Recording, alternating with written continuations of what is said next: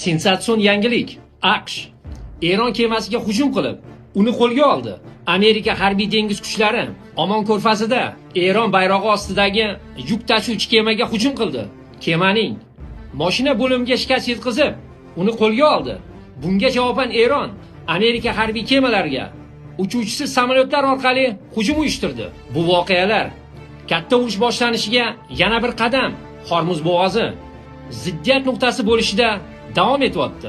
Hozircha bu urushga Amerika Qo'shma Shtatlari 51 milliard dollar pul ishlatdi. Amerikada ichki siyosiy ziddiyatlar kuchayayotgan bir paytda gaz, neft narxi oshib borishi, prezidentga ishonchsizlik, impichmentga start berilgani, Trampning reytingi 39% dan pastga qulashini to'xtatish yagona yo'li Eron bilan srochna yuzini saqlab qolgan holda kelishuvga erishish.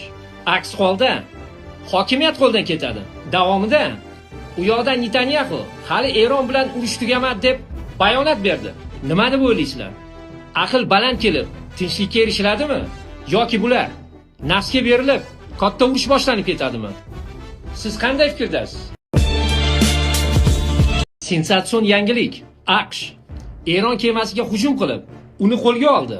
Amerika harbiy dengiz kuchlari Omon ko'rfazida Eron bayrog'i ostidagi yuk tashuvchi kemaga hujum qildi. Kemaning mashina bo'limiga shikast yetkazib, uni qo'lga oldi.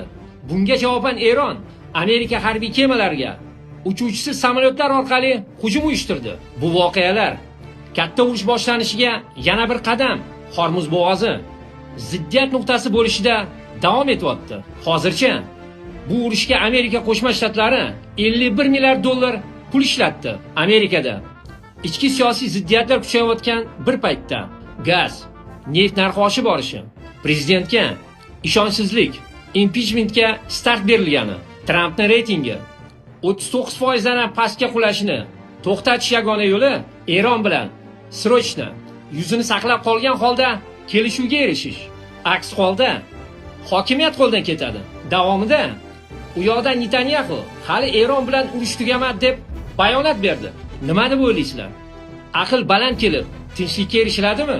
Yoki bular nafsga berilib, katta urush boshlanib ketadimi?